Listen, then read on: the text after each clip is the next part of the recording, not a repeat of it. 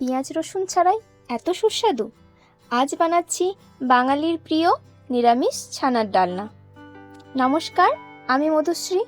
আজ আমি আবার একটি নতুন রেসিপি নিয়ে চলে এসেছি আপনাদের সামনে। কিভাবে আমরা খুব কম সময়ে ও মাত্র কয়েকটি উপকরণ দিয়ে সহজেই বানিয়ে ফেলতে পারি এই মজাদার ছানার ডালনা, চলুন দেখে নিই। প্রথমেই আমরা একটা পেস্ট বানিয়ে রাখব। তার জন্য আমাদের লাগবে আদা, কাঁচা লঙ্কা, টমেটো আর কয়েকটি কাজু বাদাম। এগুলোর আমরা একটা মিহি পেস্ট মিক্সিতে বানিয়ে রাখব। এরপর আমরা ঘরে আগে থেকে বানিয়ে রাখা ছানার মধ্যে কিছু মশলা অ্যাড করব।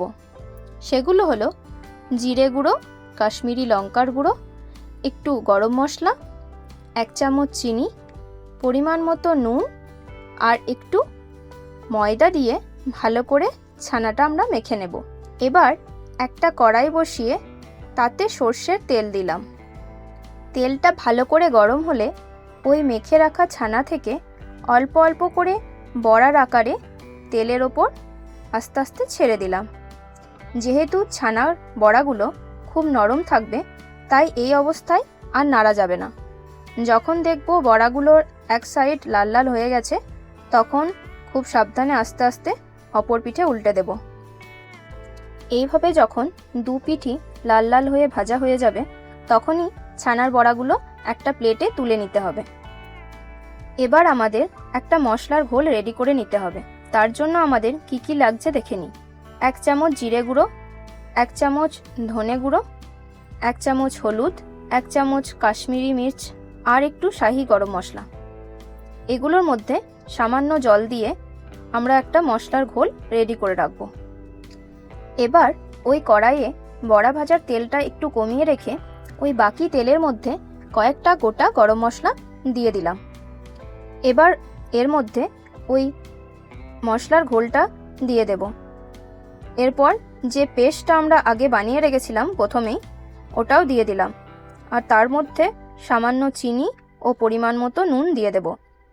মশলাটা কিছুক্ষণ কষানোর পর যখন জলটা কমে গিয়ে এরকম মশলা থেকে তেল ছেড়ে দেবে, তখন ওর মধ্যে গরম জল অ্যাড করে দিতে হবে গ্রেভির জন্য। গ্রেভিটা একটু বেশি রাখতে হবে, কারণ বড়া দেবার পর বড়াগুলো গ্রেভিটা অনেকটা শুষে নেবে। গ্রেভিটা যখনই ফুটে আসবে, তখনই ছানার বড়াগুলো আস্তে আস্তে ওই গ্রেভির মধ্যে ফেলে দিতে হবে। এরপর আলতো হাতে বড়াগুলোকে গ্রেভির মধ্যে ডুবিয়ে দেব, যাতে করে বড়াগুলোর ভিতর মশলার এই গ্রেভিটা ভালোভাবে ঢুকে যায়।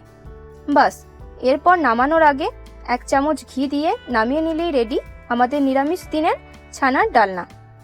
আপনারাও এইভাবে বাড়িতে বানিয়ে দেখবেন, তারপর খেয়ে কমেন্টে আমাকে জানাবেন কেমন হয়েছিল।